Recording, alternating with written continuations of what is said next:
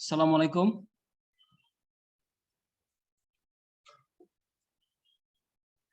Waalaikumsalam warahmatullahi wabarakatuh. Waalaikumsalam.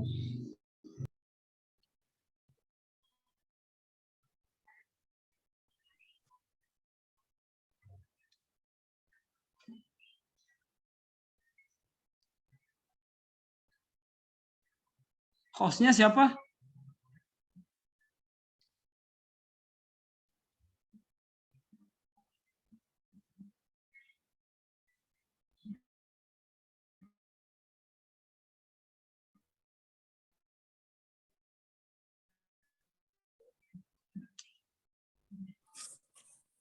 Masya Allah. Sekarang materinya ada. Mungkin untuk pretestnya di stop terlebih dahulu. Saya ucapkan selamat datang kepada Pak Rinol Sumantri yang telah menyempatkan waktunya untuk memberikan materi yang sangat luar biasa.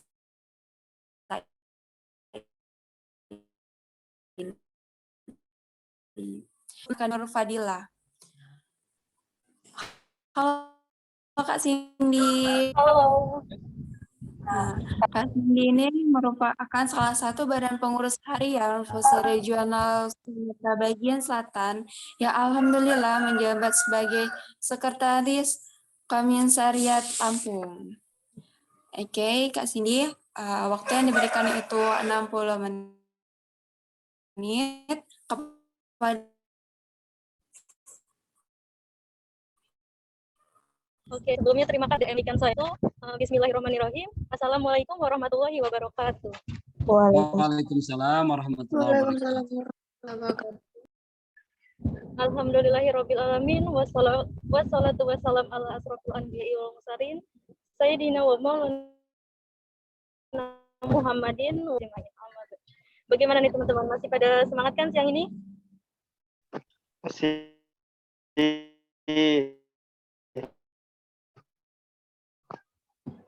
Sebelum memulai acara, izinkan saya memperkenalkan pemateri kita pada siang hari ini. Beliau nama Bapak Dr. Rinal Sumantri MEI dan rekannya sekarang ialah dosen Fakultas Ekonomi dan Bisnis Islam UIN Raden Fatah Palembang sejak tahun 2008 sampai sekarang. Dengan jenjang pendidikannya, S1 di Sekolah Tinggi Agama Islam Negeri Kediri dengan gelar SPDI, S2-nya di UIN Sunan Ampel Bayi, dan S3-nya di Universitas Airlangga Surabaya dengan gelar doktor. Masya Allah ya teman-teman ya. Sebelumnya kita sapa dulu nih. Assalamualaikum Bapak.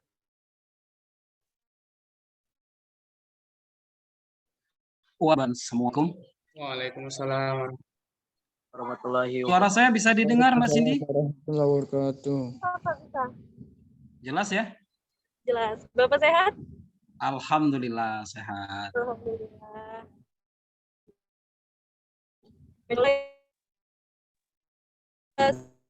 Siap untuk materi.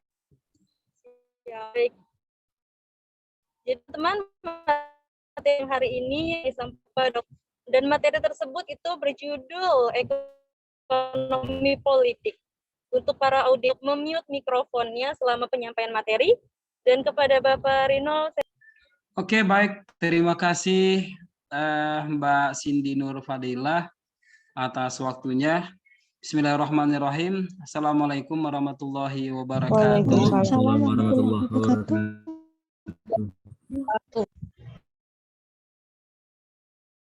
Innalillahi nasta'inuhu wa na'udzubillahi min syururi anfusina wa min sayyiati a'malina may yahdihillahu wala mudhiyalah. Selanjutnya tentu sholawat dan salam senantiasa kita panjatkan kepada junjungan kita Nabi besar Muhammad sallallahu alaihi wasallam. Allahumma salli wa sallim ala Muhammad wa ala alihi wa ashabihi wa dzurriyyatihi ajmain. Kemudian terima kasih yang sebanyak-banyaknya ya kepada pengurus FOSE ya. Betul Mbak Sini? FOSE Regional Sumbaksel ya? Betul, Bapak. Ya, jadi kalau Sumbaksel berarti ada dari Lampung ya? Ada dari Ya, ada Sumatera dari bagian. Bengkulu, Jambi ya? Iya, Pak. Oke, baik. Saya memberikan apresiasi yang luar biasa ya kepada adik-adik mahasiswa yang sangat luar biasa bagi saya ya. Saya jadi teringat ketika saya jadi mahasiswa dulu, saya juga cukup aktif ya berorganisasi, baik di intrakampus maupun di ekstra kampus ya. Jadi tahun 297 sampai 2001 ya. Jadi saya termasuk yang ikut demo-demo waktu itu ya. 97, 98 kita mahasiswa baru waktu itu. Jadi cukup intens ya mengikuti kegiatan-kegiatan kemahasiswaan dan itu menurut saya sangat penting udah semua. Jadi jangan hanya sibuk di bangku kuliah ya. Bangku kuliah nilainya bisa capai IPK 4,0 tapi nggak ada pengalaman organisasi sama sekali, itu nggak lengkap ya. Dan ada di weekend-weekend begini masih menyempatkan diri untuk berdiskusi ya, berdiskusi tentang banyak hal, tentang ekonomi syariah ya khususnya.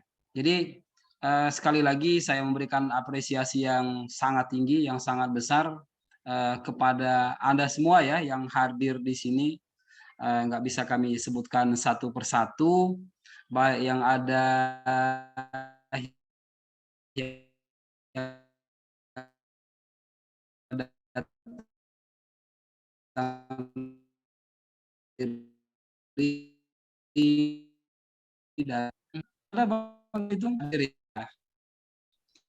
Alhamdulillah ya kita sama nanti ya sesuai luar biasa.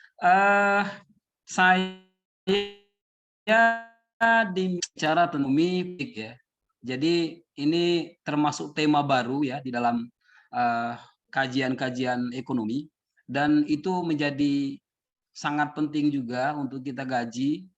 Bila perlu nanti di PA itu menambahkan mata kuliah ekonomi politik. Karena memang ini kajian baru dan sangat penting ya. Panitia bisa di-share nggak materi yang sudah saya sampaikan? Atau saya share sendiri?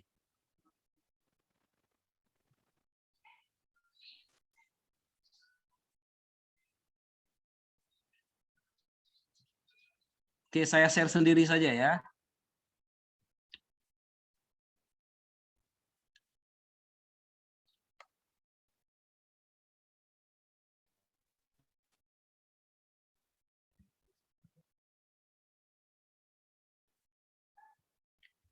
Sebentar, saya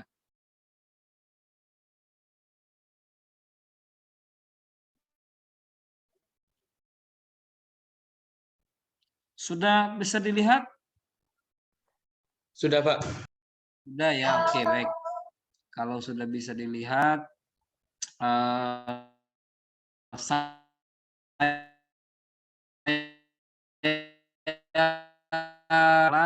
kan siang semua ya, sudah sholat semua? Sudah. Oke, baik. Saya coba untuk Alhamdulillah sudah, Pak. santai. Oh ya, alhamdulillah ya kalau sudah. Oke. Jadi suara saya bisa didengar jelas ya, adik-adik semua? Jelas, Pak. Jelas Jelas. ya. Bapak. Oke, saya mulai ya. tema yang diberikan ke saya ekonomi politik ya. Jadi saya coba perspektif kesejahteraan dalam pendekatan kultural dan struktural ya. Artinya begini,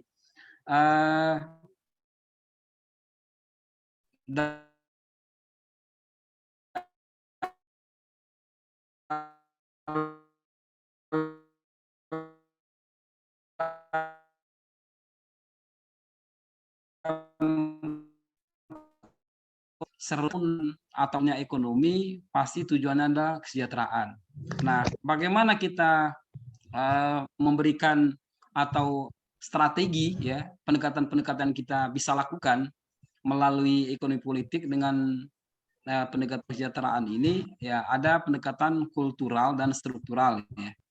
Artinya kultural itu dari nilai-nilai yang dianut ya di dalam ekonomi Islam itu sendiri ya. Banyak sekali kita coba diskusikan. Kemudian secara struktural karena ini ekonomi politik ini terkait dengan kebijakan tentu ya. Nah, kita coba eksplorasi juga nanti yang terkait dengan pendekatan strukturalnya ya. Oke.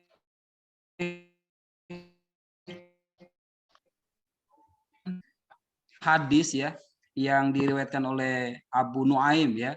Jadi kalau hadisnya berbunyi kadal kemiskinan itu menjadi. Jadi kemiskinan itu linear dengan kufur. Kufur itu bisa kita manai luas ya. Artinya tindak-tindak kriminal yang dimunculkan oleh orang-orang yang miskin. Jadi kalau orang kaya ya itu tidak mungkin dia atau kalaupun dia bertindak kriminal, tindakan kriminalnya tidak terkait dengan atau disebabkan oleh kemiskinan ya. Misalnya siapa katakanlah yang kita anggap konglomerat gitu ya, kaya misalnya ya, Abu Rizal Bakri misalnya. Nggak mungkin Abu Rizal Bakri begal gitu kan. Atau misalnya Haritanu Sudibyo misalnya. Nyopet misalnya kan nggak mungkin. Karena secara ekonomis dia sudah mapan gitu kan. Nah, permasalahan kemiskinan ini adalah masalah sosial Indonesia khususnya ya sebagai negara berkembang ya developing country itu masalah kemiskinan ini masih menjadi masalah yang cukup penting dan serius ya untuk kita bahas dan kita diskusikan. Dan secara keseluruhan juga Islamic countries itu ya negara-negara Islam itu mayoritas ya walaupun tidak semua itu berada pada garis negara-negara developing country ya negara-negara berkembang gitu ya. Ya masalah utamanya adalah masalah kemiskinan. Kemiskinan itu ya pengangguran ada di situ gitu kan. Masalah-masalah sosial ada di situ. Maka bagaimana ekonomi politik ya itu bisa kita jadikan media ya untuk mengurangi itu sehingga sedikit demi sedikit kita bisa mengarah kepada kesejahteraan. Nah, itu yang harus kita lakukan.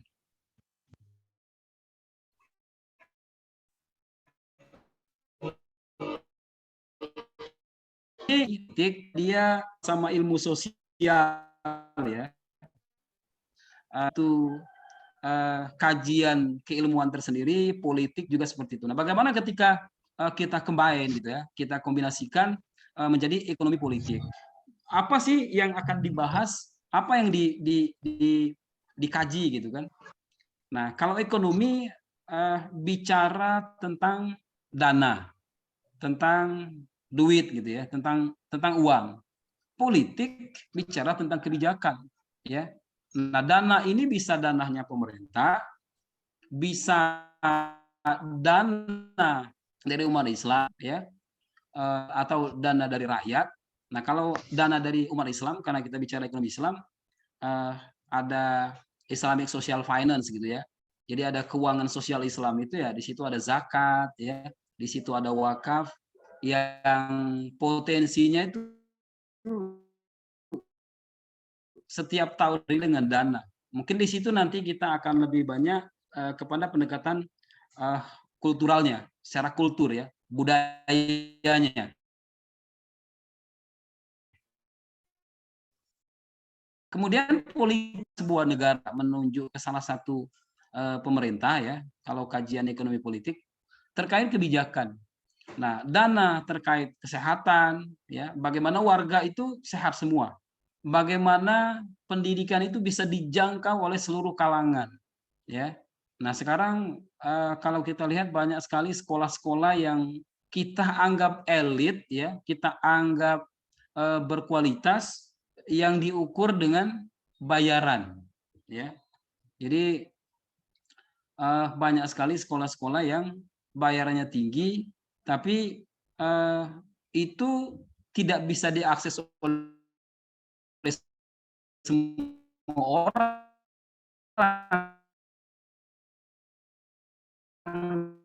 orang saja yang mana. Nah, itu akses dia kepada dunia pendidikan akan menjadi masalah. Kemudian keamanan ya. Nah, keamanan ini ya kalau kita bicara negara ya keamanan rakyatnya ya. Kemudian infrastruktur. Kebijakan terkait infrastruktur tentu kita sudah tahu ya, kalau di Indonesia itu sekarang pemerintah lagi termasuk dari APBN kita itu infrastruktur itu menjadi bagian yang cukup penting dan selama kebijakan terkait infrastruktur itu tidak mengganggu ya pos-pos yang lain di APBN kita itu tidak masalah ya. Jangan semuanya mayoritas misalnya teralokasi ke situ. Tapi penting ya, sangat penting infrastruktur itu ya. Bayangkan aja misalnya di Kota Palembang kalau jalan itu berlubang-lubang itu kan akan menghambat mobilitas kita. Apalagi kalau mobilitas itu terkait dengan ekonomi. Jadi perpindahan satu barang dari satu tempat ke tempat yang kan. Nah, kalau sekarang sudah ada tol gitu kan. Di Jawa itu seluruh kota itu sudah tersambung dengan tol dan insya Allah Sumatera ya beberapa tahun ke depan juga sudah tersambung dengan tol juga. Jadi memperpendek jarak. Nah, memperpendek jarak itu secara ekonomis juga penting, ya kan? Secara ekonomis penting. Kemudian bisa lebih cepat, ya. Nah, itulah kebijakan-kebijakan yang penting untuk kita bahas, untuk kita kaji, kita diskusikan.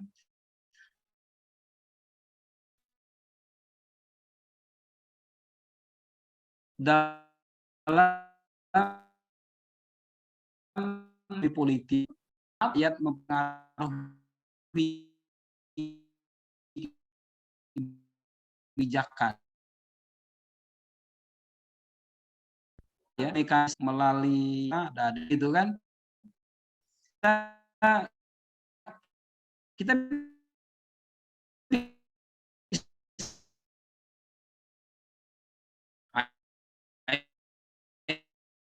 ini udah di natural ya, natural ya.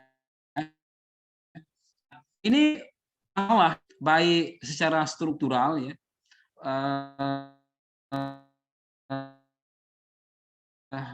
pergi jauh terkait ini ya, macam-macam kemiskinan ini.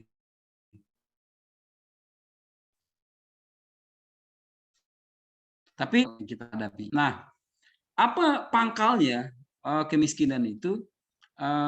Ya, secara natural ada, ya.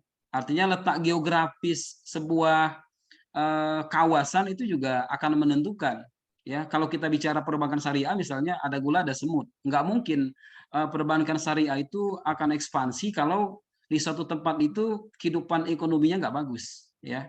Nah, itu artinya secara geografis, secara demografis juga menentukan ya sebuah kawasan itu akan berkembang secara ekonomi atau tidak. Palembang itu kawasan timur sungai itu berkembangnya luar biasa, tapi barat sungai. Jadi ada ketimpangan sosial juga. Makanya kebijakan Pemkot Palembang ya sudah dimulai beberapa tahun yang lalu itu sebagai contoh ya, itu sudah diarahkan ke barat sungai. Makanya kampus Anda itu UIN dibangun di barat sungai gitu kan. Kantor pusat Bank Sumsel Babel Syariah itu di barat sungai. Jadi ada UP Mall misalnya. Itu dalam rangka pemerataan itu. Di Amerika juga terjadi, di Eropa juga terjadi ya. Kesenjangan-kesenjangan itu. Nah, sekarang kenapa suatu tempat itu bisa ekonominya berkembang atau tidak? Ya, resources-nya ya, itu menjadi acuan juga resources-nya. Transportasinya seperti apa gitu kan. Kemudian misal ya, daerah-daerah yang dekat dengan pantai itu cenderung banyak perusahaan-perusahaan yang berdiri di situ. Kita lihat di Jawa ya, di Jawa, di sekitaran Surabaya misalnya ya. Saya lama di Surabaya, S2 S3 saya di sana. Itu ribuan perusahaan di situ. Kenapa? Akses ke lautnya dekat. Nah, coba kita lihat Jawa Timur ke barat gitu ya. Ke daerah Trenggalek misalnya, ke daerah Pacitan. Itu hampir nggak ada perusahaan-perusahaan besar di situ. Karena apa? Akses transportasinya susah. Ya. Nah, itu akan mempengaruhi distribusi kekayaan. Ya. Bisa tersendat, timpang atau tidak adil. Nah, ketidakadilan itu bisa disebabkan oleh itu. Nah, tapi bisa juga oleh kebijakan. Ya, kebijakan. Nah, kebijakan-kebijakan yang distribusi kekayaan yang tersendat itu kalau didasarkan kepada nilai-nilai ekonomi syariah, misalnya hak semua orang untuk terpenuhi kebutuhannya, ya, maka infrastruktur menjadi penting, ya kan, alat transportasi menjadi penting untuk distribusi itu bisa lancar, ya. Maka misalnya ada harga semen di Papua kan beda dengan harga semen di Jawa gitu kan. Nah, itu kaitannya dengan hal tersebut. Nah, itu harus diakali ya, harus diakali bagaimana distribusinya tetap jalan. Jadi jangan dibiarkan seperti itu sehingga distribusi kekayaan itu timpang. Jadi ada banyak penyebab ya. Tapi konsep altruisme dalam ekonomi Islam itu altruisme itu kebalikannya egoisme ya. Kalau sistem ekonomi konvensional itu kan dasarnya egoisme ya, egois. Yang penting saya enak gitu, terserah orang lain. Gua, lu, gua gitu kan. Nah kalau Islam kan nggak bisa kayak gitu. Makanya ada konsep-konsep Islamic Social Finance gitu kan. Ayo berzakat, ayo berinfak gitu kan, ayo berwakaf. Dan inovasi-inovasi terkait hal tersebut berbiasa. Nah itu tujuannya apa? Ya untuk distribusi kekayaan itu tidak hanya kepada orang-orang tertentu saja. Ya, maka kebijakan ekonomi politiknya juga harus mengarah ke tujuan itu. Jadi sistem ekonomi apapun bisa kita terima ya dalam logika ekonomi kalau dia menghantarkan kita rakyat umat kepada kesejahteraan ya. Maka ada beberapa sistem ekonomi yang tidak menghantarkan kepada kesejahteraan, dia secara logika dia bertentangan dengan ilmu ekonomi itu sendiri ya. Misal ada lembaga-lembaga, Anda tahu World Bank misalnya ya, Anda tahu IMF. Itu Indonesia 9798 itu krisis dibantu oleh IMF ya, International Monetary Fund, itu bukannya tambah sehat ya. Jadi banyak sekali bank-bank dilikuidasi gitu kan. Kemudian ada ketentuan-ketentuan yang harus dipenuhi, yang itu malah membuat Indonesia semakin susah. Akhirnya Indonesia harus intervensi pasar waktu itu, pasar uang. Nah, pasar uang itu sudah beberapa ratus triliun, BI itu gelontorkan dana untuk intervensi pasar uang, ya tidak membuat rupiah menguat juga, ya. Karena apa? Ya karena serangannya, ancamannya jauh lebih kuat dari upaya-upaya yang dilakukan. Maka kalau kita lihat di surat Al-Hasr itu ya, li'alla yakuna dulatan bainal aghniya'i minkum. Supaya hara itu jangan hanya beredar di antara orang-orang kaya saja. Orang kaya harus peduli, ya. Orang kaya harus peduli. Kepedulian itu menjadi nilai penting dalam ekonomi Islam untuk keadilan distributif, ya. Keadilan agar terpenuhinya kebutuhan-kebutuhan dasar setiap orang yang ada di Indonesia, setiap orang yang berada di sebuah negara. Ketika itu tidak terjadi, berarti kalau pendekatan struktural, negara tidak hadir, ya kan? Atau kalau pendekatannya secara kultural, baik ormas Islam, ormas kepemudaan misalnya, itu tidak hadir kalau itu terjadi. Di mana perannya? Oke. Selanjutnya, ekonomi politik Islam. Jadi apa tujuan utamanya ekonomi politik Islam itu ya? Semua kebutuhan pokok itu bisa terpenuhi. Ya. Siapa yang menerima ya seluruh individu masyarakat. Jadi tidak boleh satupun misalnya ada kasus stunting tidak selesai, tidak kriminal di suatu tempat. Perlu kita lihat juga apa karena kemiskinan atau karena watak. Ya mayoritas karena kemiskinan kan. Ya itu tadi kadal fakru an yakuna kufron gitu kan. Jadi seluruh individu masyarakat yang ada di dalam wilayah negara kesatuan Indonesia harus merasakan itu. Itu tujuan ekonomi politik. Kemudian kebutuhan pelengkap. Jadi kalau yang pertama itu primer ya. Primer itu ya biasa udah kita ketahui ya, sandang pangan papan harus terpenuhi. Jangan sampai ada rakyat Indonesia yang ada di kolong jembatan gitu kan tinggalnya. Makannya enggak terpenuhi 4/5 sempurnanya misalnya kan. Nah, itu menjadi tanggung jawab negara.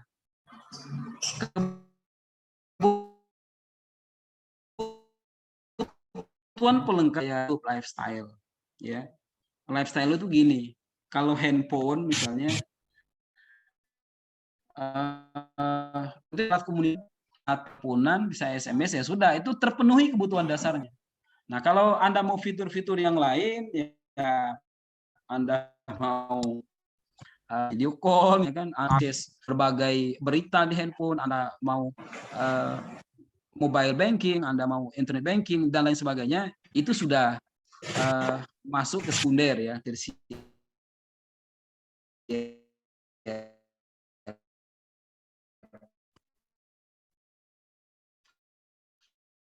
Ini jadi terbatas dalam Islam berupa ya kebutuhan barang itu ya, kebutuhan jasa, keamanan, pendidikan, kesehatan. Selanjutnya, nah ini kita bicara pokok. Jadi apa saja yang bisa mendorong atau mendukung terpenuhinya kebutuhan pokok seluruh Indonesia itu masa akan dilakukan. Maka di sini infrastruktur penting, ya, nambah rumah sakit, misalnya nambah sekolah, nambah lembaga-lembaga yang dibutuhkan untuk terpenuhinya kebutuhan pokok.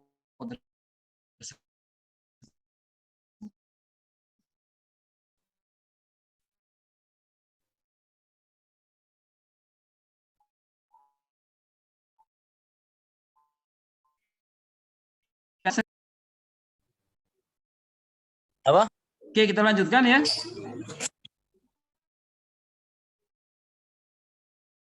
Masih Pak. Ya.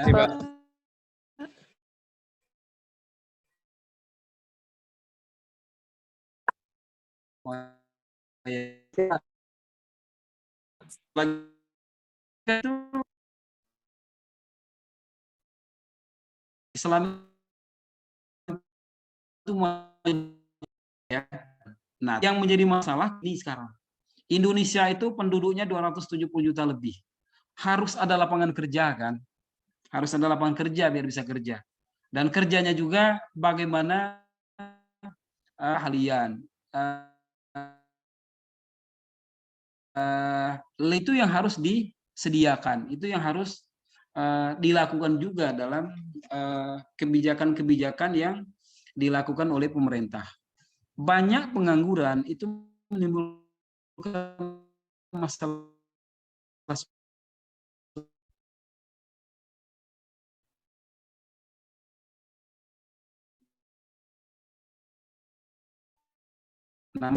dari penuhinya lapangan pekerjaan tersebut.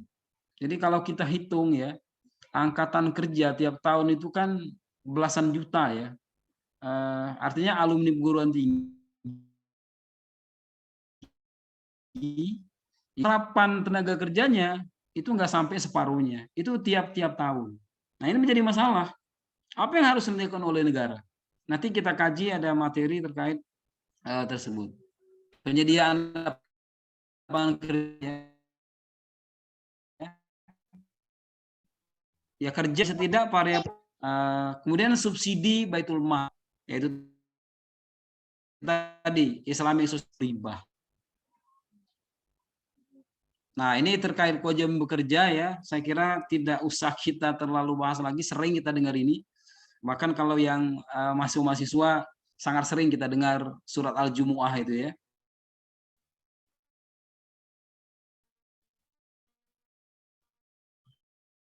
Iya.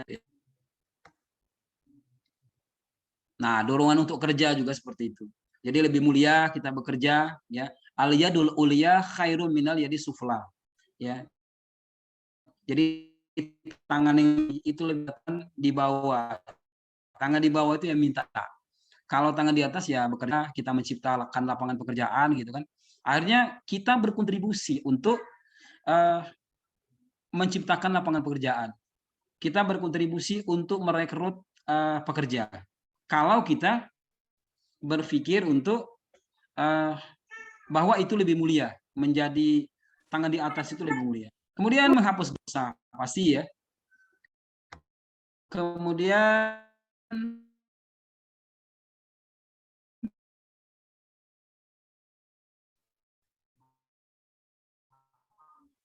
mencari rezeki yang halal ya. Didoakan oleh Rasulullah. Pasti itu. Masih sama ya. Intinya bekerja itu menjadi kewajiban, kita boleh mengerjakan apapun ya. Kalau sekarang apalagi pekerjaan itu sangat bervariasi ya, sangat bervariasi dengan perkembangan zaman gitu ya. Nggak mesti kerjanya itu terlalu sibuk dengan fisik kita, tapi bisa dengan ilmuwan kita. Anda tahu Muhammad Syafi'i Antonio itu ya, ekonomi penghasilannya kalau dia konsultan ya, konsultan perbankan syariah, konsultan ekonomi syariah, konsultan keuangan syariah, sekali orang konsultasi bayarannya 2,5 juta ya. Bayangkan kalau seminggu itu dia 5 kali gitu kan, 5 kali 2,5 juta itu sudah berapa, belum yang lain-lain. Maka saya selalu mendorong ya kepada adik-adik mahasiswa,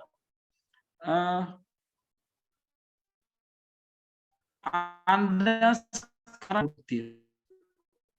apa ya, silakan dipelajari ya, apa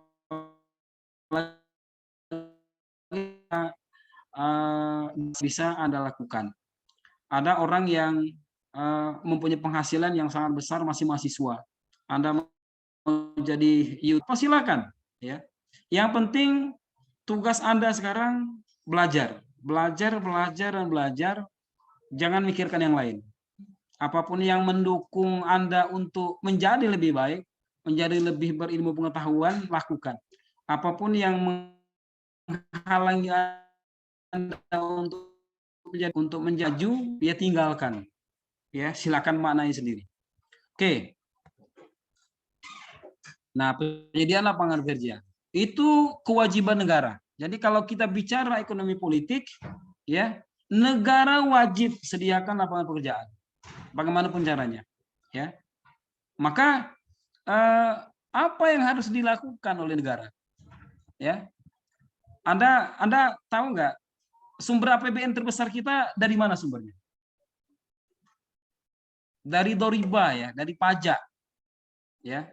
Nah, kalau konsep dalam ekonomi Islam yang ditawarkan Islam kan seharusnya semakin tumbuh ekonomi, semakin baik kondisi perekonomian sebuah negara, pajaknya semakin turun. Kenapa? Pengusaha itu nggak mau dipajakin terus, ya, maunya ya sedikit. Jadi dia menjadi insentif gitu ya. Pajaknya diturunkan. Bahkan kalau sudah benar-benar maju dalam kondisi Islam ya pajak bisa dihilangkan. Ya. Sementara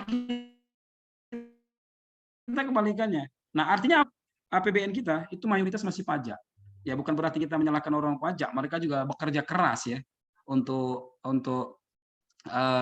memungut pajak tersebut. Tapi kebijakan makroekonomi negara itu bisa dilakukan. Ya, apa yang harus dilakukan? Memperbesar lingkaran pendapatan negara. Anda tahu Indonesia itu dijajah ratusan tahun yang lalu karena apa? Karena di Indonesia itu ada semua. Seluruh resources itu ada di Indonesia.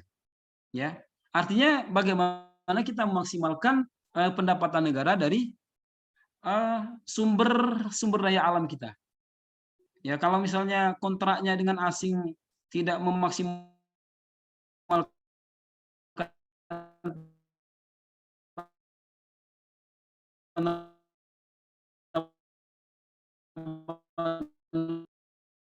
telah berangkat meningkatkan pendapatan negara.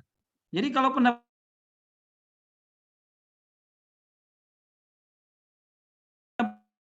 negara itu bertambah, kurang. Ya, tenaga kerja. Maka negara wajib ya dalam konteks ya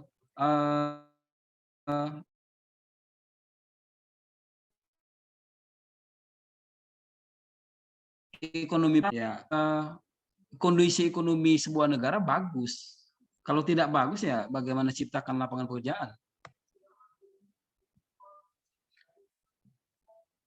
Oke, penyediaan lapangan kerja. Lapangan kerja terbentuk bila ada kegiatan ekonomi, ya. Nah, kegiatan ekonominya yang harus dilakukan oleh negara.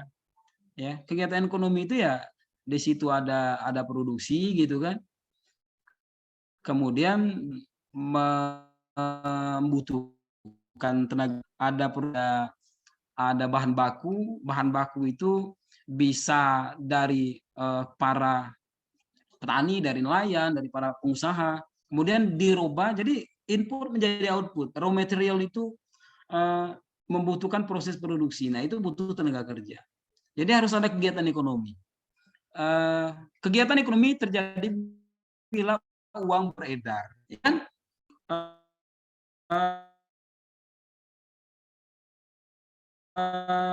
Bagaimana uang itu ditaruh di bawah bantal, ya kan? Dia harus diinvestasikan, ya untuk biar kegiatan ekonomi itu berjalan. Maka negara harus menjaga agar uang terus beredar, ya, velocity of money terjaga, ya. Makanya ada BI ya yang terkait dengan moneter, kemudian yang khusus terkait dengan lembaga keuangan, baik bank atau non bank itu ada OJK. Nah itu sudah lengkap sebenarnya perangkatnya. Tinggal bagaimana melarang riba dan judi. Ini konsep Islam. Tidak Islam juga sebenarnya universal ya. Bagaimana negara-negara yang tidak mengatakan mereka negara Islam mendirikan bank-bank syariah.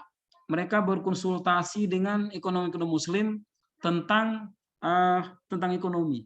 Ya, Barack Obama itu salah satu konsultan ekonominya ekonom Muslim ya. Nah, ini menunjukkan bahwa riba itu bukannya menumbuhkan ekonomi, ya. Malah yang terjadi itu kan NPL, NPF gitu ya, non performing financing. Jadi banyak kredit macet itu ya karena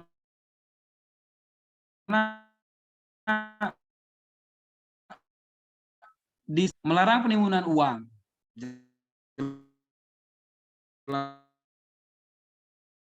Juga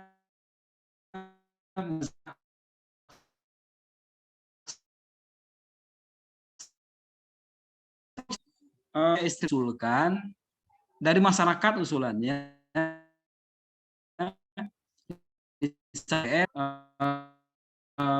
presiden kepada dalam negeri. Waktu itu Amir Mahmud namanya. Cerita zakat itu buat dirjen tersendiri seperti. Jadi tujuannya untuk law enforcement, ya.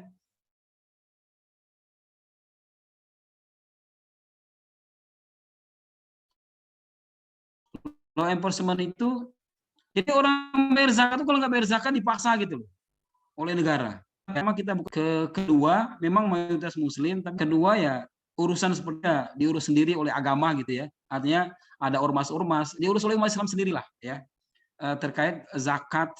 Kemarin itu terkait zakat. Nah kalau ini misalnya benar menjadi dirjen, itu bisa menjadi sumber pendapatan negara yang luar biasa juga, ya kan? Dana zakat tersebut bisa dimaksimalkan untuk kepentingan umat Islam. Jadi secara ekonomi bisa empowering, bisa memberdayakan umat Islam. Nah, riba juga menimbulkan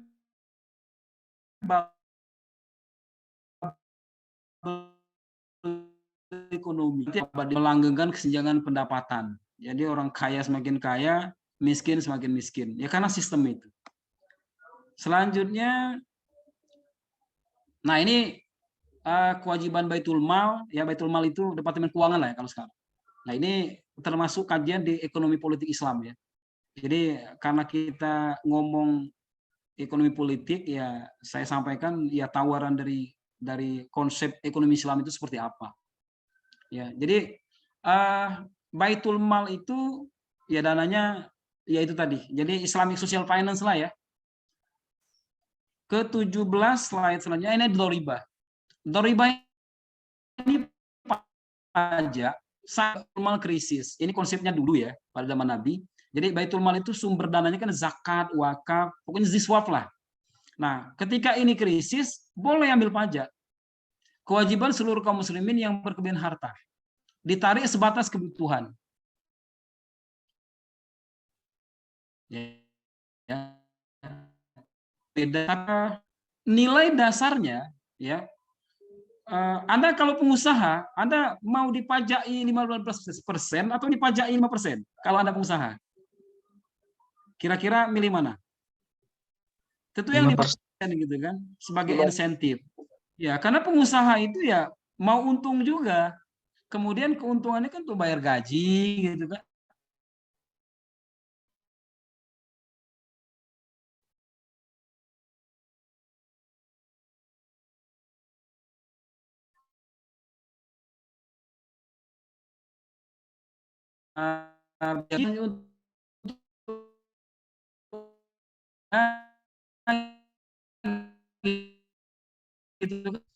Ekonomi itu mengambil harta ya, kemudian membagikan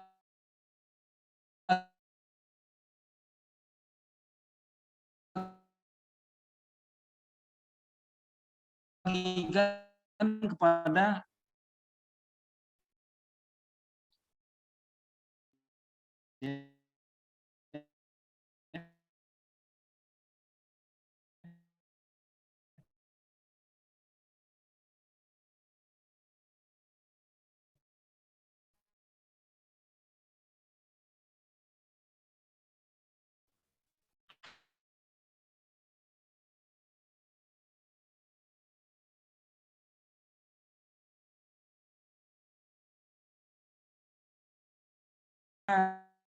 memikirkan kalau ditangkis di udara, jarak tangkisnya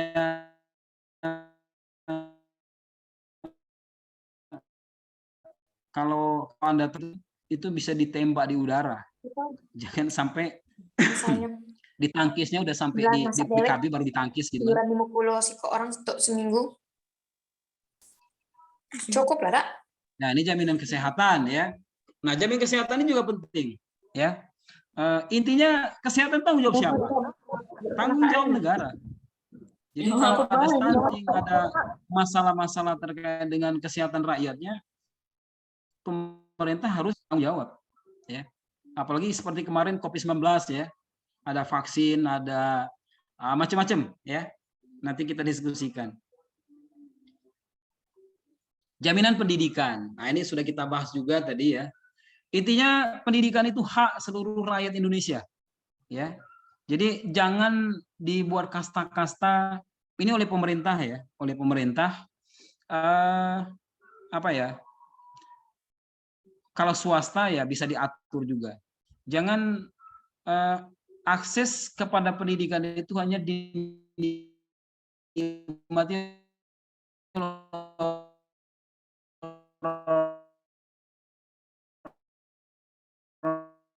hal rakyat ya. Ada uang gedung, ada macam-macam. Yang saya baca kemarin kalau perguruan tinggi umum itu ada unsri itu belum ada uang sumbangan, tapi ada UKT, uang kuliah tunggal. Ada berita kemarin seorang ekonom, jadi orang tua sekarang itu susah karena kenaikan biaya kuliah ya, UKT itu lebih tinggi dari tingkat pendapatan orang tua. Ya, dari gaji yang didapatkan. Maka orang tua mengalami kesulitan untuk biaya kuliah anak-anaknya. Nah, ini menjadi masalah juga ya. Lagi-lagi terkait dengan akses pendidikan ya. Jangan sampai Anda udah semester 3, semester 4 berhenti hanya karena nggak bisa bayar UKT kan. Ya kan? Yang lucunya sekarang kan begini. Sama dengan negara juga.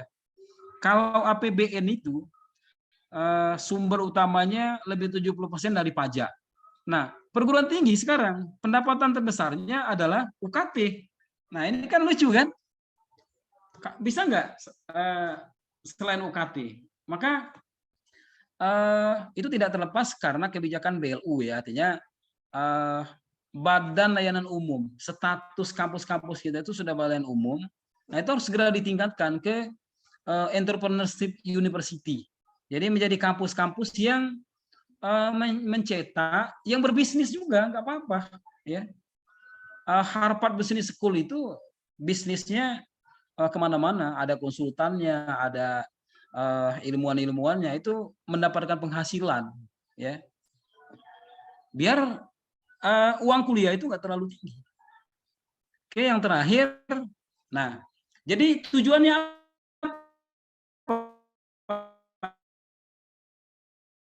ujung adalah kesejahteraan. Kesejahteraan itu bisa kita sampaikan kalau distribusinya baik, ya, ada keseimbangan ekonomi, ya, bagi seluruh rakyat, baik dari aspek pendidikan, aspek kesehatan, aspek keamanan, infrastruktur, dan hak-hak dasar, ya.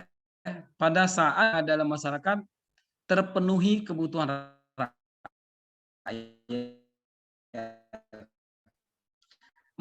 Nah, buruk kalau terjadi kesenjangan, makin kaya, miskin makin miskin. Nah, itu saya kira adik-adik sekalian yang luar biasa, materi yang bisa saya sampaikan sekedar obat diskusi aja ya, sebagai materi diskusi untuk kajian-kajian kita semua sebagai pejuang ekonomi syariah ya. Dan Anda yang sangat potensial, Anda itu generasi milenial Indonesia ke depan ya Anda. Kalau Andanya letoy ya sudah ya. Jangan mudah-mudah mengeluh, jangan suka mengeluh gitu kan. Jangan tidak punya tujuan, tentukan tujuan Anda. Bila perlu aktivitas Anda tiap hari itu Anda atur. Dari bangun pagi sampai Anda tidur kembali itu di manage waktunya. Jangan habis main ML aja ya. Banyak mahasiswa saya lihat waktu kuliah itu santai di belakang, nggak merhatikan penjelasan, ternyata ML ya, Mobile Legend gitu kan. Belum lagi game-game yang lain. Semakin Anda penasaran, game itu semakin dikasih yang seru-seru. Jadi habis waktu Anda.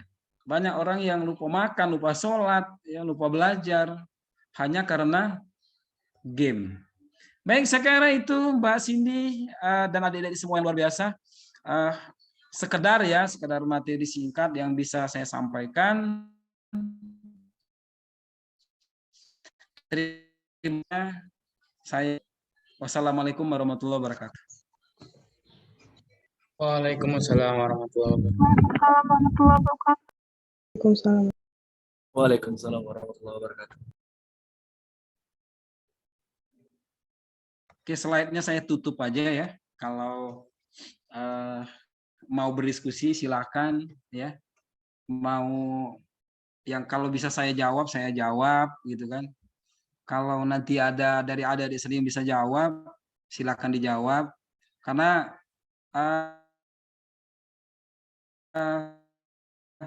orang ini nggak akses ilmu pengetahuan itu, bisa jadi Anda udah tahu, saya nggak tahu ya.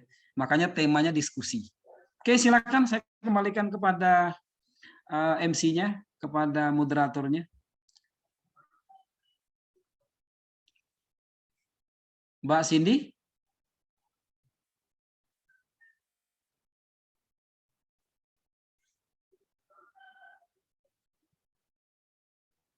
Mbak Siti Nurrohmah? Mbak Cindy-nya masih? Ada Pak. Mungkin Kak Cindy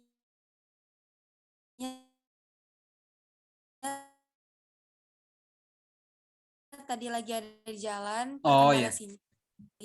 Kepada peserta Baik.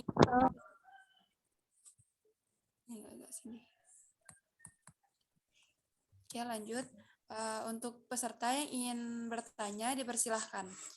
Untuk yang ingin bertanya, disilahkan untuk raise hand terlebih dahulu.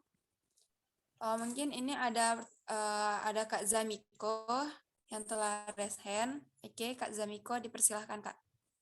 Enggak, bertanya saja ya. Kalau mau menanggapi atau komentari silakan, enggak apa-apa. Enggak monologis ya kita ini ya. Jadi enggak mentang-mentang saya pemateri gitu kan. Anda harus nanya, enggak. Anda mengomentari, Anda Pak, tadi ada yang Bapak sampaikan, saya enggak setuju, sampaikan aja. Ya, kita diskusi. Oke, silakan. Baiklah, Toib Bismillahirrahmanirrahim. Terima kasih atas kesempatannya, moderator. Pertama-tama Pak, saya izin perkenalan dulu ya. Oke. Baiklah, izin perkenalan. Nama saya Muhammad Zamiko, asal dari KSSFC, dari kampus IAIN Syekh Abdurrahman Siddiq, Bangka Belitung. Ini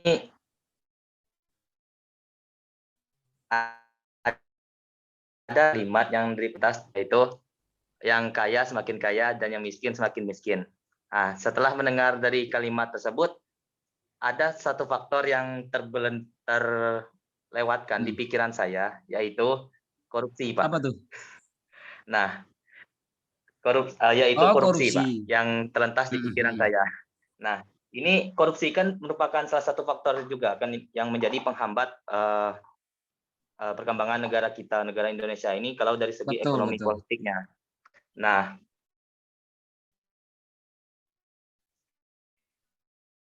ini sudah kan yang sudah ada di zaman dulu. Nah, dari tanggapan Bapak sendiri, saya ingin pertamanya itu bisa ngasih tanggapannya gimana itu. Terus untuk solusi mutlak untuk mengatasi korupsi ini gimana, Pak? Soalnya mau dibahas bagaimanapun korupsi ini masih tetap nggak bisa hilang gitu. Betul. Oke.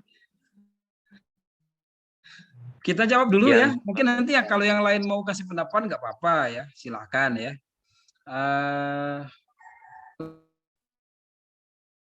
Langsung saja ya. Oke. Baik. Muhammad Zamiko yang luar biasa, yang luput ya dari yang saya sampaikan tadi. Dan memang kajian ekonomi politik itu ya, korupsi itu salah satu salah satu variabel yang sangat penting juga untuk dikaji. Jadi begini, kita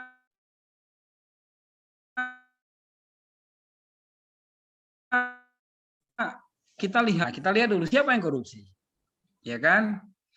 Tentu yang korupsi ini ya nggak mungkin korupsi itu penyanyi gitu kan, atau misalnya YouTuber gitu kan, korupsi kan nggak mungkin. Nah, yang korupsi ini berarti kan pejabat-pejabat. Nah, kenapa mereka korupsi? Saya ingin coba tarik ke belakang sebelum dia jadi pejabat, ya. Ada budaya yang memang harus kita hilangkan ya, terkait eksis buruk dari atau dampak buruk dari sistem demokrasi kita melalui pemilihan langsung. Ini sudah sering ya sebenarnya dikaji.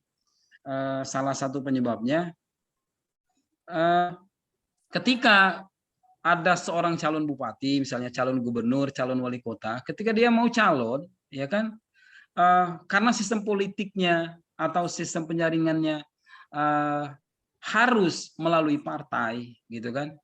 Kemudian dia harus bayar. Anda kalau punya cita-cita ingin jadi wali kota, gubernur atau bupati, kalau Anda nggak bayar partainya sudah. Diusung tawaran konsep, sudah itu basi. Ya, sebaik apapun konsep kita kalau nggak ada pelicinnya nggak bisa. Nah itu pelicin itu yang jadi masalah. Ya, kemudian ya di samping bayar ke situ ada bandarnya. Ya, ada bandarnya. Kalau Anda nggak percaya, tanya aja dengan calon-calon itu. Itu kan ban apa ya, pengusaha-pengusaha. Itulah kemudian melahirkan orang ini kan nggak mungkin nggak ada makan siang gratis gitu kan. Anda mau kenapa? Anda ketika pilihan ya, Anda dipilih, ya ini pejabat ya. Ketika Anda dipilih, masih ada money politik nggak? Anda kalau nggak ngasih duit dipilih nggak? Enggak. Nah itu. Jadi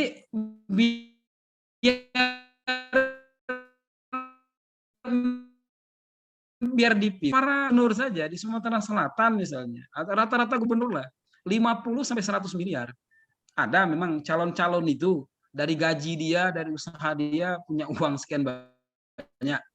Ya, kalaupun ada ya satu. Nah, dia akhirnya ada ya semacam koalisi lah gitu ya, bukan koalisi dengan partai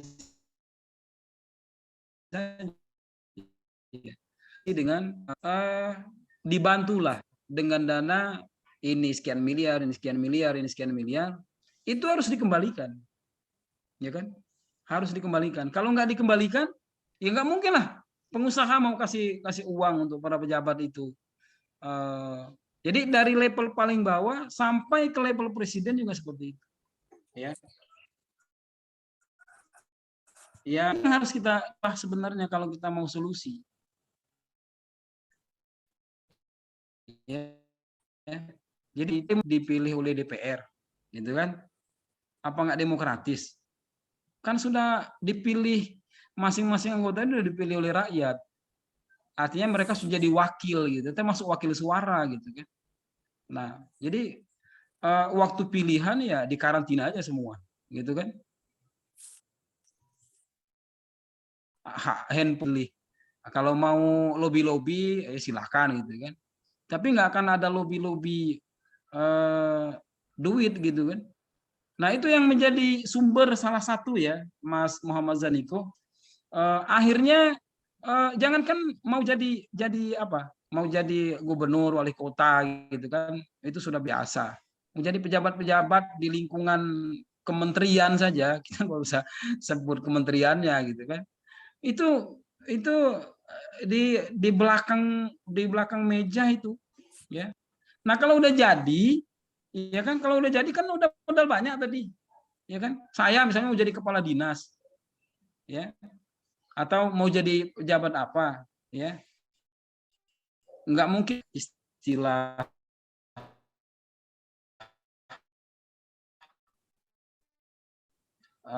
mental buruk yang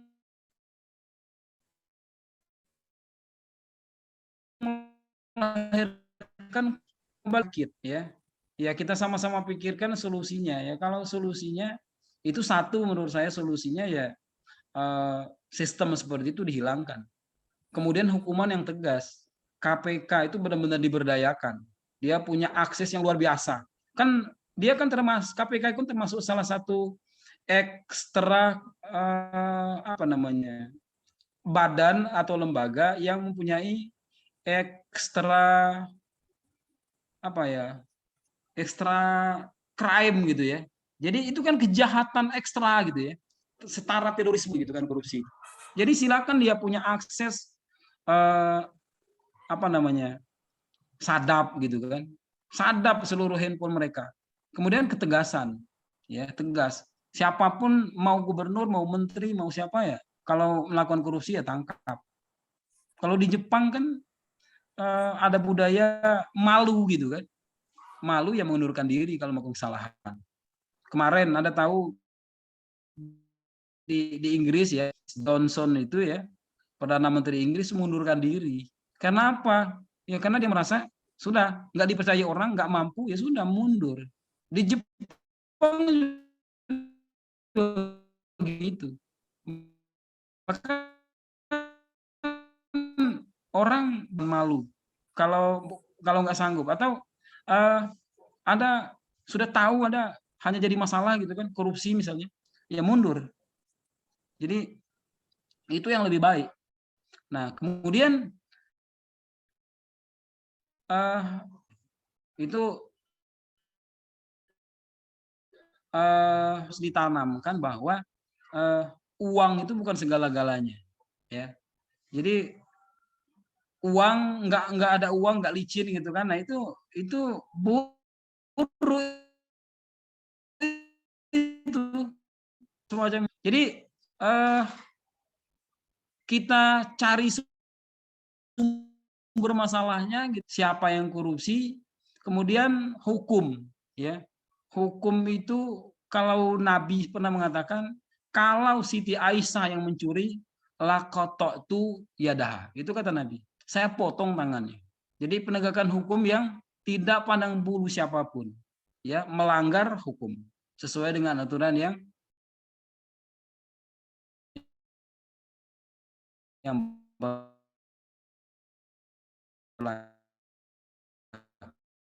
kurang kalau lain menang. Nah, atau mungkin ada feedback, silakan. Kita mungkin nggak ada, mungkin hanya setuju aja gitu, karena korupsi ini kan pada dasarnya sih balik ke masing-masing juga ya kan Mas. Nah, aduh, terus apa namanya itu, aku juga sering baca-baca koran itu kan, orang-orang yang dikorupsi itu bukannya malah kesakitan gitu atau apa karena hal yang mereka lakukan, malahan itu penjara yang mereka penjara merekanya itu aja kayak hotel bintang berapa. Betul. Itu aku baca korannya. Jadi, itu astaga, kalau gitu di penjara saja masih bisa sogok gitu kan. Nah itu masalahnya. Jadi di penjara fasilitasnya hotel bintang 5 gitu kan. Jadi nggak akan ada deterrent effect istilahnya ya, nggak akan ada efek jerah kalau kayak gitu ya. Saya di penjara enak-enak aja, nanti keluar jadi pejabat lagi, boleh jadi pejabat lagi juga di Indonesia sekarang ya kan. Sudah itu saya ya. Jadi budaya malu, budaya uang bukan segala-galanya ya kan. Kalau dalam Islam itu kan khairun nasi anfa'uhum linnas. Menjadi manusia yang mesti dengan uang.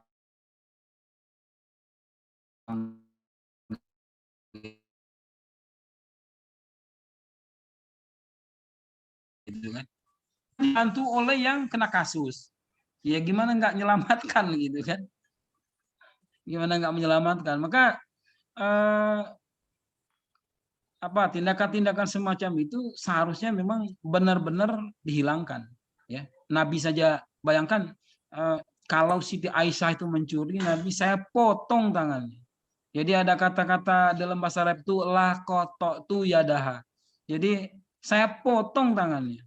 Jadi benar-benar akan dipotong gitu kan. Jadi itu ketegasan. Artinya ketegasan aparat hukum. Yang susah itu kan aparat hukum kita juga korupsi gitu kan. Ya nggak semua, banyak polisi yang baik itu banyak. Ya, jaksa hakim yang baik itu juga sangat banyak. Tinggal sistemnya penguatan dari atasnya. Jadi ketegasan gitu kan.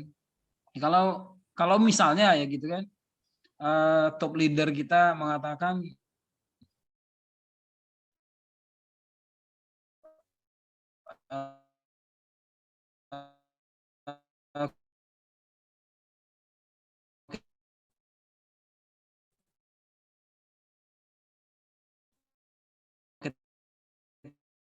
ketika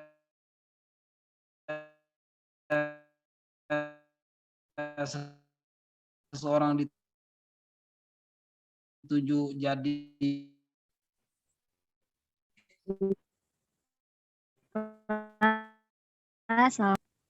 Waalaikumsalam warahmatullahi wabarakatuh. Sebelumnya terima kasih atas materi yang telah Bapak paparkan untuk kami, yaitu pertanyaan saya yaitu mengenai berita yang sedang viral saat ini, Pak. Ya. Sama-sama kita ketahui, yaitu kan sekarang itu sedang viral atau gencarnya berita di sosial media tentang Citayam Fashion Week. Nah, itu menurut Pak atau analisa dari Bapak, apakah isu tersebut itu ada hubungannya dengan politik ekonomi ataukah isu tersebut benar-benar datang dari keisengan anak-anak Citayam itu sendiri, Pak? Yep. Kiranya terima kasih. Wassalamualaikum warahmatullahi wabarakatuh. Dan Pak.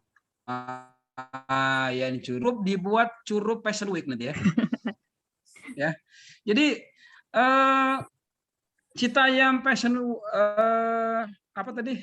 Fashion Week ya, Fashion Week itu saya kira itu inovasi ya, kreasi yang luar biasa ya. Apalagi itu terkait dengan fashion gitu ya. Nah, di KNEKS itu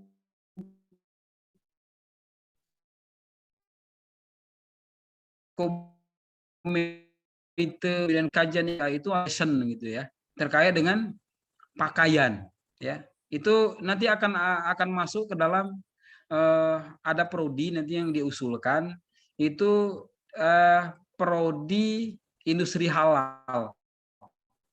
Jadi kuliner ya, makanan, ada kosmetik, ada pakaian ya. Pakaiannya kalau di Islam menutup aurat, mau fashionnya seperti apa, nggak ada masalah. Nah, kalau ya cita dikait-kaitkan, kalau saya melihat murni itu sebuah inovasi, murni itu sebuah kreasi. Kalau sudah terkait dengan pihak di luar penyelenggara Citayam Fashion Week itu berarti ya itu dia. Tapi kalau saya melihat substansi dari Citayam Fashion Week itu ya, kalau kita harus hal gitu kan. Kalau akses orang mau masuk kampus sekarang UIN atau STAIN Curup itu? IAIN, Pak. IAIN ya. Akses masuk kampus IAIN Curup Anda tutup karena Curup Fashion Week misalnya, ya salah juga gitu kan. Ya jangan mengganggu hak-hak orang lain untuk menjalankan tes umum ya. Kemudian ya berkoordinasi gitu kan dengan pihak keamanan, pihak kepolisian. Sebagai negara yang baik ya berkoordinasi ya. Saya lihat ya penting ya, bagus-bagus saja ya Citayam Fashion Week itu. Kemarin ada di Surabaya itu Tunjungan Fashion Week gitu kan. Jadi viral gitu kan, viral dan ditiru oleh yang lain. Nggak apa-apa kita duplikasi ya. Nanti mahasiswa di Palembang misalnya buat misalnya apa, misalnya BKB Fashion Week gitu kan, koordinasi nggak masalah. Itu kan menggerakkan ekonomi juga kan. Orang mau buat pakaiannya, mau model pakaiannya seperti apa, membutuhkan jasa desainer gitu kan. Nah, kalau alumni PB yang ada di regional Sumbaksel ini ada ada desainer gitu pesan ke dia gitu kan. Itu menggerakkan ekonomi. Nggak masalah kalau Citayam Fashion Week-nya ya. Kalau sudah dikaitkan dengan yang lain-lain, nah itu salah yang mengait-ngaitkan gitu kan. Ya bisa jadi karena persaingan bisnis juga gitu kan. Dan lain sebagainya. Saya kira gitu ya, Mbak Husnul. Oke, baik. Terima kasih Pak atas jawabannya. Oke, sama-sama Mbak Husnul. Oke, terima kasih kepada Kak Husnul atas pertanyaannya. Mungkin sekarang telah mencapai di pukul 2:29, telah habis. Waktu diskusi kita telah habis. Maaf sebelumnya pertanyaannya saya tutup dan bisa bertanya di lain waktu ya gitu. Itu untuk Reno, tadi ada kata maaf dari Kak Cindy karena Kak Cindy tadi tiba-tiba live gara-gara nggak ada sinyal di jalan tadi Pak, gitu katanya. Oke, tidak masalah. Oke. Oke, terima kasih atas materinya. Saya ucapkan terima kasih kepada Pak Rinol atas waktunya. Wabillahi taufiq wal hidayah. Wassalamualaikum warahmatullahi wabarakatuh. Waalaikumsalam warahmatullahi wabarakatuh. Ya, terima kasih ya atas waktunya, diskusinya. Teruslah berkarya, ya show us your best ya. Jadi kalau kita ketemu kapan, Anda 5 tahun harus Anda punya target, ada perubahan mendasar dan luar biasa dalam diri Anda ya. Jangan menjadi orang yang biasa-biasa saja. Jadi kalau Anda ingin jadi orang yang luar biasa, lakukan juga hal yang luar biasa. Itu pesan saya. Saya kira itu juga ya, saya juga menyampaikan permohonan maaf yang sebesar-besarnya kepada semuanya ya. Selamat berdiskusi, selamat beraktivitas. Saya izin live ya dan mohon maaf kalau ada yang kurang pas, ada yang kurang tepat ya.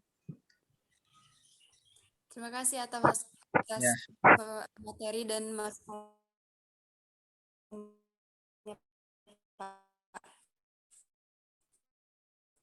Siap. Jazakumullah. Waalaikumsalam.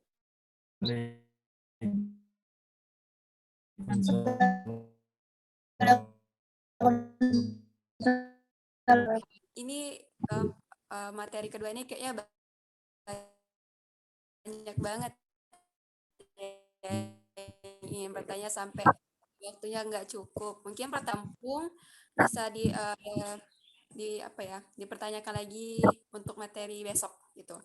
Oke. Sekarang kita ada agenda post-test seperti biasa. Ini saya kirim post-testnya bahkan kepada seluruh peserta untuk menjawab post-testnya dan diberi waktu selama 50 menit untuk menjawab post-testnya.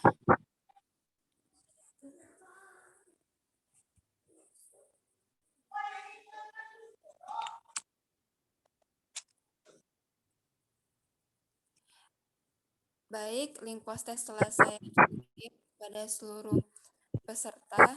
Silakan untuk mengisi post-testnya.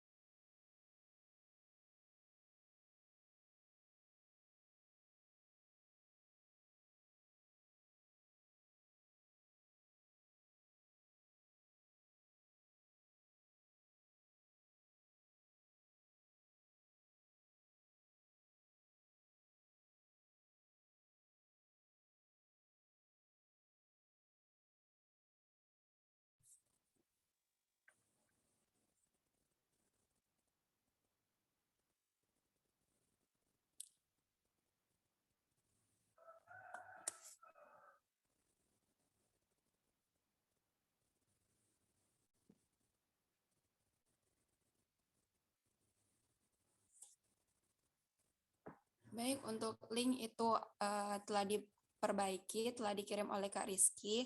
Mungkin bisa dicek lagi di kolom chat ya.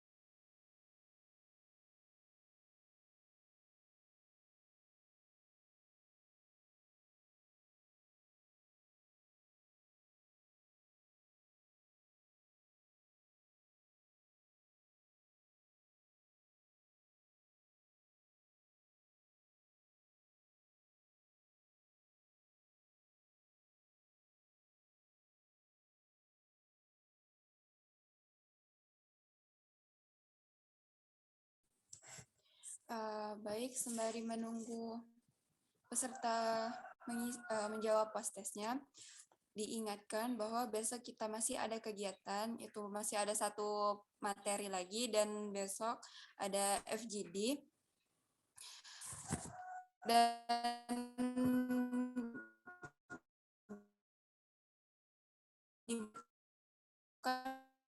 kepada seluruh teman 8.00 karena besok ada materi dari Presnas Muhammad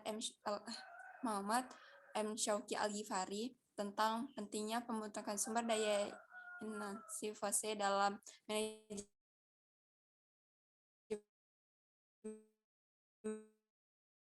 manajemen.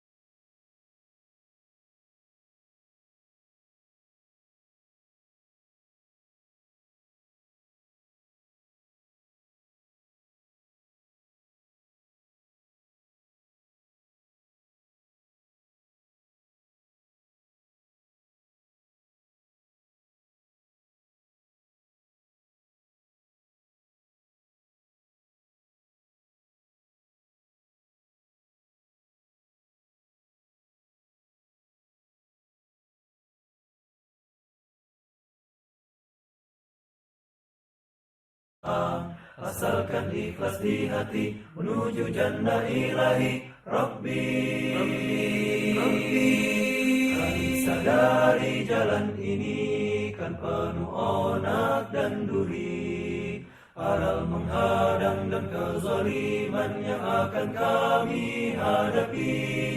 Kami relakan jiwa serahkan dengan tekad di hati.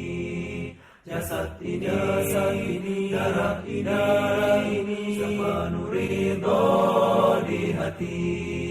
Jasad ini, darah ini, sepenuh ridho di hati.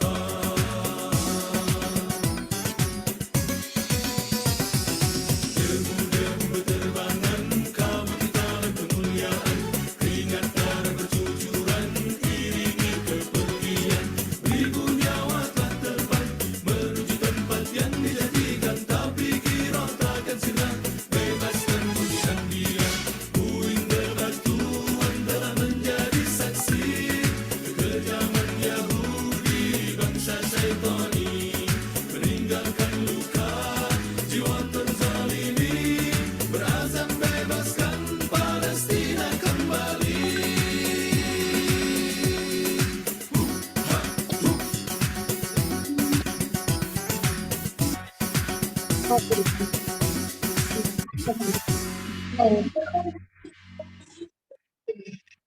berapa? Kirain tadi 17 kok 13 kali lah. Nih berlaku. Kita nulis.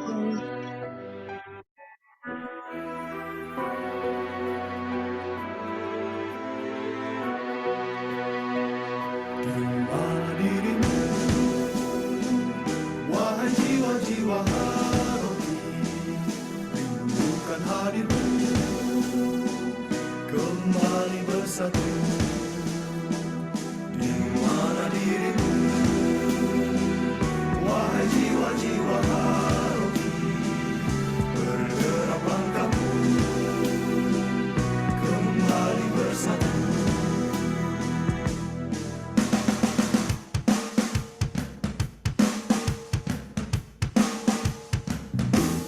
Mana dirimu,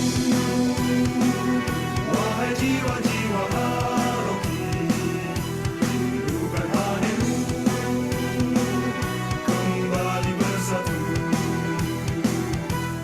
Mana dirimu,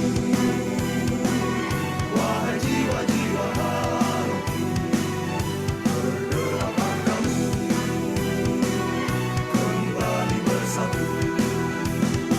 Rindukan suara tapi menggema kembali dari hati-hati pemuda berjiwa satria. Rindu pancaran auramu sinari dunia. Rindu semangat pemuda bangkit bertampillah. Mana dirimu,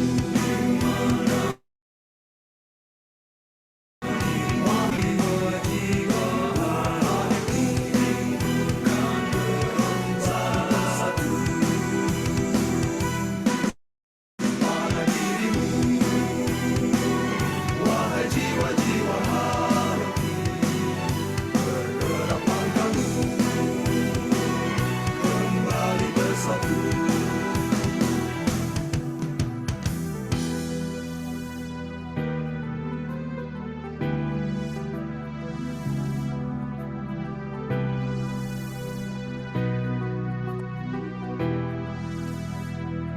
Di mana dirimu, wahai jiwa-jiwa haroki, rindukan hadirmu, kembali bersatu. Di mana dirimu, wahai jiwa-jiwa haroki, bergerak langkahmu, kembali bersatu. Rindukan suara tapi menggema kembali dari hati-hati pemuda berjiwa satria. Rindu pancaran auramu sinari dunia. Rindu semangat pemuda bangkit bertampillah. Rindukan suara tapi menggema kembali dari hati-hati pemuda berjiwa satria. Rindu pancaran auramu sinari dunia.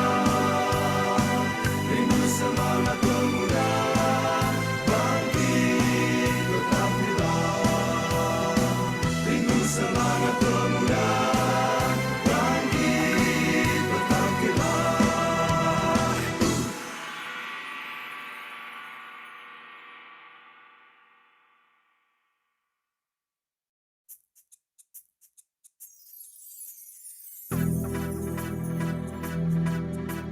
Ha ha ha ha ha ha ha ha.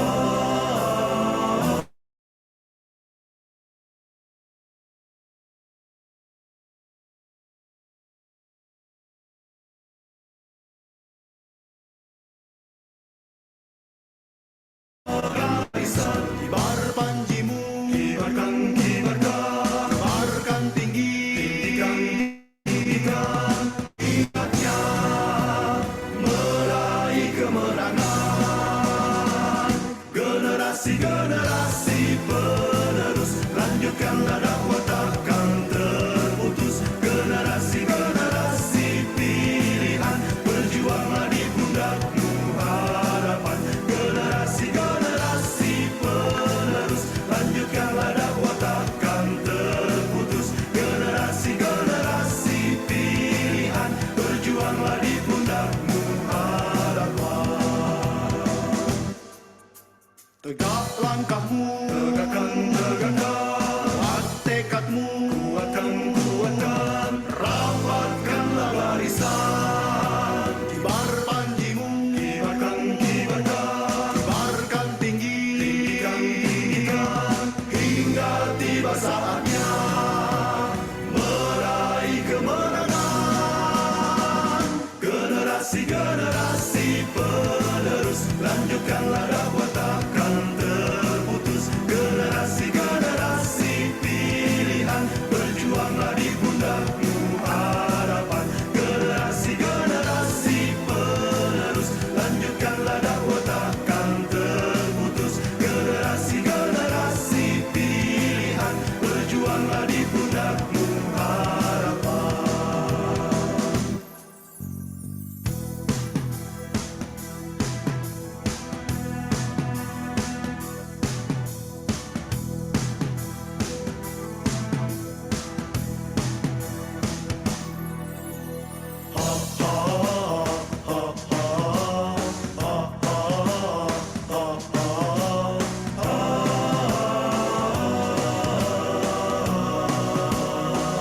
Generasi-generasi penerus, lanjutkanlah dakwah takkan terputus. Generasi-generasi Cek, cek. Halo, masih ada orang kan? Iya, Kak. Insya Allah. Gimana nih, udah selesai kan jawab ini post-testnya? Udah belum nih? Ayo, udah belum? Atau soal post-testnya ini susah ya? Enggak ya, enggak susah, Kak. Ini siapa nih yang buat soal nih susah-susah? Aduh. Oke, mungkin udah banyak juga yang selesai. Kita selanjutnya mau sesi dokumentasi. Oke, untuk peserta harap mengaktifkan kameranya. Mana nih wajah cantik-cantiknya, ganteng-gantengnya, tunjukin.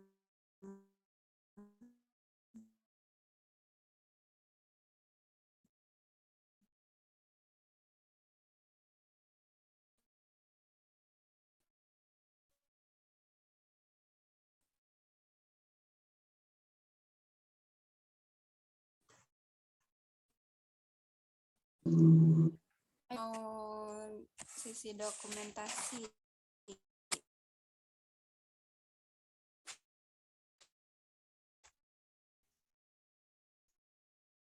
Jadi kegiatan dari awal sampai selesai gitu. Ayo, yang lain on cam yuk. Jadi ini tahu kan yang mana nih wajah-wajahnya. Kali aja nanti ketemu di jalan. Tuh. Mana? Mungkin ini operator. Halo operator, Kak Dewi. Kak Dewi udah standby kan, Kak?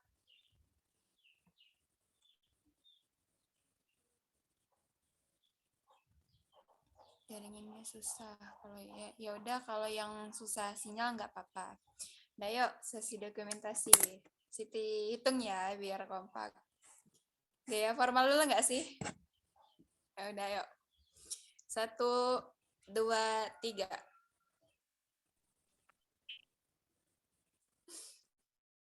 Oke. Atau ke ini aja, Kak Dewi aja yang ngitung, Kak ya.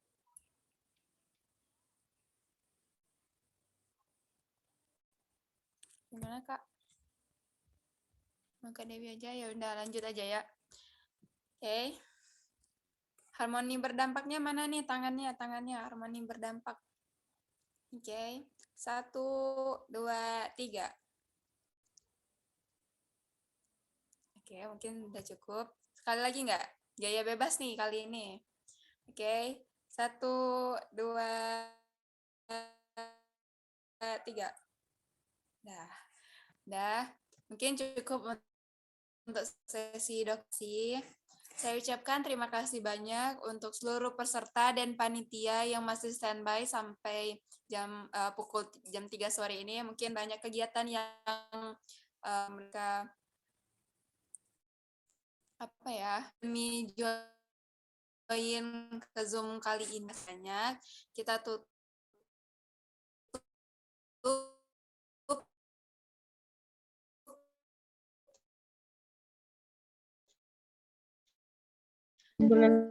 apabila ada salah kata, kepada Allah saya mohon ampun. Wabillahi taufiq wal hidayah. Wassalamualaikum warahmatullahi wabarakatuh.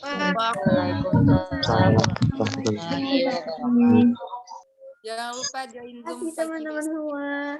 Guys, 45. Terima kasih teman-teman. besok jangan lupa join ya. Ya seperti kata Kakak Kelomang. Kelomang nggak tuh? Kelomang nggak tuh? Lomang banget sih. Nggak apa-apa, nama aku keberuntungan. Mana saya tahu saya Kelomang itu. Oh iya. Kelomang teh apaan? Kelomang itu kayak umang-umang. Kelomang yang itu berjalan. Iya, bahasa Jawa tuh kelomang kalau nggak salah. Iya apa? Kan Mbak Anis. Iya apa Kak Anis? Iya, kalau Jawa itu umang-umang deh. Kalau kelomang bahasa mana? Gak tahu. Hayo Kak Reda, hayo. Sunda. Enggak sih. Bodah. Bahasa mana, hayo. Beda mau ke mana? Cantik banget. Iya Kak Reda. Kak Reda mau sesi dokumentasi deh Kak. Jadi buru-buru pakai. Oh gitu ya. Dari tadi kan nggak on. Apa ya? Ada DPL mau datang. Oh, DPL. Apa tuh DPL singkatannya? Dosen pembimbing lapangan. Oh, Kak Reda lagi KKN ya? Dewan Perwakilan Rakyat. Udah tua kakak mah harus KKN. Aduh.